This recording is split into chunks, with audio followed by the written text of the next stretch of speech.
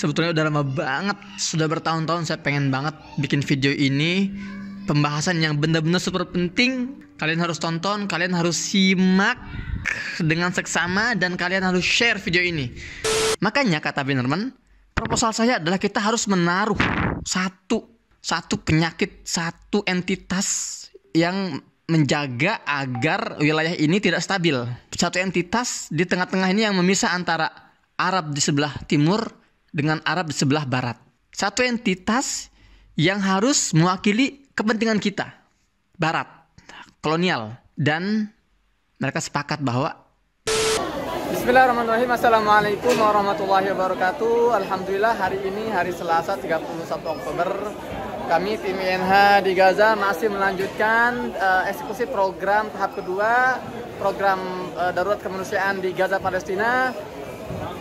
Program hari ini berbentuk kupon belanja untuk 1.000 warga pengungsi yang membutuhkan. Jadi warga ini yang sekarang sedang berada di toko perbelanjaan ini, mereka adalah warga utara yang mengungsi ke wilayah selatan tempat saya berada sekarang. Alhamdulillah.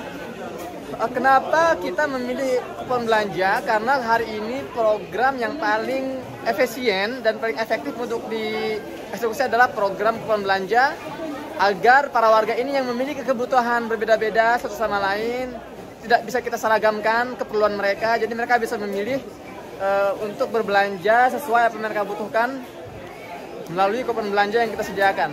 Dari Gaza, saya Muhammad Hussein ingin mengucapkan terima kasih sebesar-besarnya kepada seluruh teman-teman, para influencer yang sudah ikut membantu kami dalam menghimpun donasi terbaik untuk Palestina. Kalau khairah atas semua kerja keras antum semua, semoga apa yang antum berikan kepada warga Palestina, antum sebagai jembatan yang menjembatani orang-orang baik Indonesia untuk Gaza, Palestina, kami doakan semoga ini menjadi pahala jihad antum semua, semoga menjadi amal jariah antum semua yang akan menambah berat timbangan amal kebaikan kalian semua, sehingga kelak kita semua dikumpulkan di surga Firdaus bersama para syuhada, para solihin, para siddiqin, hasuna ulaika rafiqa. Saya Muhammad Hussein, Gaza Palestina. Assalamualaikum warahmatullahi wabarakatuh. Ini salah satu penerima manfaat hari ini. Kaifa haluk ya Ustaz? Alhamdulillah. Mungkin أتعرف نافس فروانا. قديش عمرك؟ 33 سنة. لك أولاد؟ صحيح، عندي 3 أطفال توائم. ما شاء الله، ألف مبارك. ما شاء الله، الله يخليك يا إن شاء الله. يا رب الله يسعدك. إيش اسمهم؟ روز وروندا وأيسل. ما شاء الله. الحمد لله. قديش عمرهم؟ سنة و3 شهور. ما شاء الله. أنت وين ساكن أنت؟ في منطقة الشجاعية، منقصف. قصف؟ صحيح. متى؟ في ثالث يوم من الحرب. طيب أنت وين ساكن طيب؟ أنا ساكن في بيت على البحر. أنت كم يوم صار لك نازح من؟ أنا 20 يوم هذا. 20 يوم. طيب وصلك مساعدات حاجة؟ هاي أول مساعدة. Anjir. صحيح. Ya teman-teman, ini katanya adalah bantuan pertama yang dia terima dalam 20 hari terakhir. طب ما رأيك في هذه المشروع القصيمة الشرعية؟ الحمد لله شيء كويس ودعم كويس من الشعوب والحمد لله، وربنا يفرجها على الجميع إن شاء الله. يا رب. ومشكورين جدا لدولة الأندونيسية. حياكم الله يا الله. شكرا يا أستاذ. Ya teman-teman, jadi keuntungannya kalau kita eksekusi program kupon belanja ini, ya barang-barang diberikan itu sesuai kebutuhan. Ini contohnya ada pampers ini kan. Nah ini borong pampers dia itu, borong pampers. Kalau kita buat sembako ya kita nggak bisa naruh pampers di sembako kan, karena nggak semua orang itu punya bayi gitu kan. Jadi memang benar-benar insya Allah hari ini eksekusi yang paling memungkinkan atau paling efisien dan efektif adalah kupon belanja, agar para penerima ini bisa memilih sesuai apa yang mereka butuhkan. Alhamdulillahirabbil alamin. Alhamdulillah. Bismillahirrahmanirrahim. Assalamualaikum warahmatullahi wabarakatuh. Alhamdulillah wassalatu wassalamu ala Rasulillah. Rabbi shrah li sadri wa yassir li amri wahlul 'uqdatam min lisani yafqahu qawli. Rabbana zidna ilma. Teman-teman, sebetulnya udah lama banget, sudah bertahun-tahun saya pengen banget bikin video ini. Pembahasan yang benar-benar super penting. Kalian harus tonton, kalian harus simak dengan seksama, dan kalian harus share video ini. Karena ini akan membuka mata kita semua sejarah sesungguhnya kenapa Palestina dijajah, dan kenapa penjajahan harus di Palestina, dan kenapa umat Islam bisa lemah, dan kenapa. Baik teman-teman, sebelum saya mulai membahas topik kita hari ini, saya ingin update dulu seperti biasa. Ini sudah hari ke-25, ya Allah. Semakin brutal, semakin barbar. Teman-teman, sudah nggak pantas ini disebut perang. Ya, memang sejak hari pertama sebetulnya tidak pernah ada perang antara Gaza dengan Israel. Kenapa? Karena Israel ini sudah keluar dari track, dari prinsip-prinsip kode etik sebuah peperangan. Nggak gentle, nggak fair. Perang itu antara kekuatan bersenjata melawan kekuatan bersenjata. Para pejuang Gaza ketika menyerbu masuk ke wilayah jajahan Israel, itu yang mereka bunuh itu adalah para militer. Sementara sipil itu mereka lepaskan, atau mereka tawan, sipil mereka tawan. Itulah peraturan perang. Tapi yang terjadi di Gaza ini, jajah tempur ini nggak pernah mentarget para pejuang, tapi apa? Sipil, wanita, anak-anak. Yang terbaru nih beberapa menit yang lalu, sebelum saya tag video ini, pembantaian sangat besar di wilayah Jabalia, pemukiman padat penduduk, pengungsian Jabalia di wilayah jalur Gaza bagian utara. Ya Allah, itu benar-benar 6 ya, yang saya dengar tuh ada 6 roket berkekuatan hulu ledak yang sangat besar. Satu roket itu 1 ton beratnya, itu dipujamkan ke pemukiman padat penduduk. Menurut Kementerian Kesehatan tadi katanya sih mungkin sampai 400 perkiraan jumlah korban jiwa hari ini di wilayah Jabalia doang ya, belum di Nusairat. Tadi juga ada pembantaian di jalur Gaza bagian tengah, dan di sekitar saya pun masih banyak ledakan terjadi. Hari ini benar-benar hari yang sangat berdarah. Mungkin nggak lagi akan keluar berita korban jiwa mencapai lebih dari angka 9.000 dan korban luka sudah 22.000, ya Allah. Baik teman-teman, jadi sekali lagi memang sudah keluar dari jalur pertempuran kode etik peperangan, karena yang dibunuh sipil, tim medis, jurnalis, dan ini benar-benar genosida, nggak logis. Mereka beralasan melindungi diri atau ya self defense, tapi yang mereka bantai ini sipil, nggak nyambung banget teman-teman, ya Allah. Oke teman-teman, saya akan masuk ke pembahasan selanjutnya. Jadi gini teman-teman, ketika Barat ini ingin menjajah Palestina, mereka ini tidak sekedar ya ujuk-ujuk misalnya oke, kita tentukan Palestina sebagai tempat yang kita jajah, enggak. Dan itu enggak semudah itu mereka merebut Palestina. Semua saling berkaitan. Keruntuhan Turki Utsmani, kemudian Perang Dunia Pertama, Perang Dunia Kedua. Jangan kita kira ini sebuah kebetulan. Semua itu disetting. Jadi mohon maaf ya, kalau kita merasa bahwa Perang Dunia Pertama ini yang kita pelajari ya, itu katanya alasannya kan karena ada konflik antara Hungaria, Austria, kemudian ada antara Jerman dan Inggris, itu kan pecahlah Perang Dunia Pertama dari tahun 1914 sampai 1918. Itu yang kita pelajari di buku-buku sekolah. Kemudian Perang Dunia Kedua tahun 1939 sampai tahun 1945, itu juga sama lah, kurang lebih drama-drama yang mereka buat. Kalau kita mau membaca siapa ya penyebab Perang Dunia Pertama ini dan Kedua, satu kubu. Mereka yang memegang Jerman juga memegang Inggris. Mereka yang memegang Amerika, Perang Dunia Kedua, mereka yang memegang Amerika, juga mereka yang memegang Jerman, sama aja, nggak ada bedanya. Mereka ada orang-orang yang bermain di belakang layar. Apa tujuannya? Tujuannya kita bisa kembali ke sebuah catatan yang jarang dipelajari dan kalian tidak akan temukan banyak sumber referensinya untuk masalah ini. Sebuah konferensi rahasia tahun 1907. Sekali lagi ingat dan catat kata-kata ini. Tanggal ini, tahun ini 1907. Tahun 1907 ada sebuah konferensi rahasia, sebagian menamakannya Imperial Conference. Ya, kalian bisa cek di Google ya, silahkan, tapi nggak akan banyak data yang bisa kalian dapatkan. Saya akan menjelaskan secara singkat aja di sini. Jadi saat itu seorang Perdana Menteri Inggris namanya itu William Campbell Bannerman, dia mengundang 7 negara kolonial. Oke? 7 negara kolonial. Kalau kita bicara negara kolonial, yang nggak jauh-jauh lah, Inggris, Perancis, kemudian Itali, Portugis, gitu kan. Kemudian apa lagi? Belanda, gitu kan. Pokoknya negara-negara yang memang kerjanya tuh menjajah negara lain, itu namanya negara-negara kolonial. 7 negara ini diundang, tapi Jerman nggak ya? Jerman di luar perbincangan ini. William Campbell Bannerman ini curhat kepada para pejabat tinggi 7 negara kolonial ini. Dia bilang gini, kita hari ini sedang menguasai dunia. Kita lagi di puncak nih. Masing-masing sedang memegang kendali negara-negara lain. Tapi kita sadar bahwa banyak sekali perselisihan antara kita. yang akan menyebabkan kemunduran setelah puncak ini. Artinya akan turun ke bawah. Dan kalian tahu ancaman terbesar dari sebuah kolonial adalah umat Islam. Dan di situ ditegaskan oleh Campbell Bannerman. Akhirnya dia nanya gini dulu nih, Campbell Bannerman ini. Kalian mau tetap di puncak atau kalian mau jatuh sesuai prediksi yang sudah kita buat kita analisa gitu kan. Semua sepakat, kita mau tetap di puncak, kita mau solusi. Oke, Bannerman lalu membagikan peta dunia Arab. Oke, sekarang kita akan pindah ke dalam karena sudah mulai gelap juga nih. Saya akan kasih lihat kalian petanya biar kita juga semua bisa meresapi cerita ini atau kisah nyata ini, oke? Jadi saat itu William Campbell Bannerman ini dia akhirnya membagi-bagikan peta negara-negara Arab, dan dia membuka peta yang paling besar ya di depan mereka dan mulai bicara tentang ada sebuah kekuatan di dunia Arab.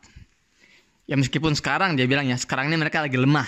Sekarang itu mereka lagi masa-masa ya perpecahan, lagi diselimuti oleh kebodohan ini negara-negara Arab nih, gitu ya. Tapi mereka punya keuntungan yang tidak dimiliki oleh kita. Negara-negara Arab ini, kata Bannerman, ini memiliki satu agama yang satu. Memang ada beberapa masyarakat lain yang ya minoritas lah ya. Tapi mayoritas saat itu adalah umat Muslim tahun 1907 itu. Mereka ini disatukan oleh satu agama, disatukan oleh satu bahasa, dan mereka ini hanya memerlukan seorang sosok pemimpin yang soleh, yang kompatibel untuk mereka bisa bangkit. Bayangkan teman-teman, ini wilayah sangat luas nih, dari Kuwait sampai wilayah Mauritania, ini semua negara-negara Arab. Ya, ini negara teluk,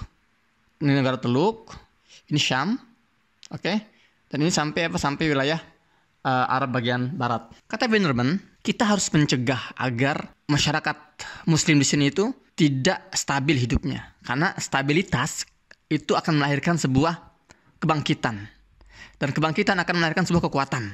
Itu kata Bannerman. Makanya kata Bannerman, proposal saya adalah kita harus menaruh satu penyakit, satu entitas yang menjaga agar wilayah ini tidak stabil.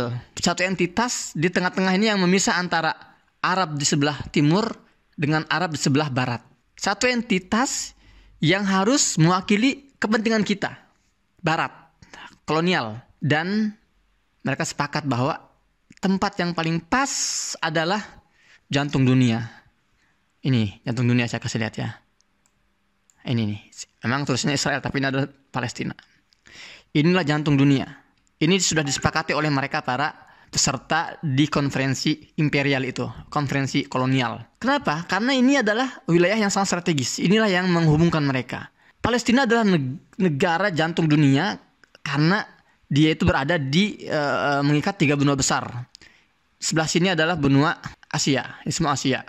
Sebelah sini ya, barat daya ini namanya, ini benua Afrika. Lihatin Afrika nih. Dari Mesir, Libya, kemudian Sudan, ini semua sudah Afrika. Sebelah sininya semuanya Asia. Dan sebelah sini, sebelah laut, ya ini laut Mediterania. Dan kalau ke sini, ini sudah Eropa nih, Eropa semua. Jadi itulah kenapa Palestina ini dinamakan jantung dunia. Namanya sebuah jantung, teman-teman, fungsinya adalah untuk menjaga stabilitas tubuh. Kalau jantung itu sehat, dunia sehat. Tapi kalau jantung itu nggak stabil, labil, maka dunia ikut labil. Dan itulah yang mereka usahakan. Itulah misi mereka, menaruh sebuah entitas di sini untuk menjaga agar wilayah ini, Arab ini, tidak stabil.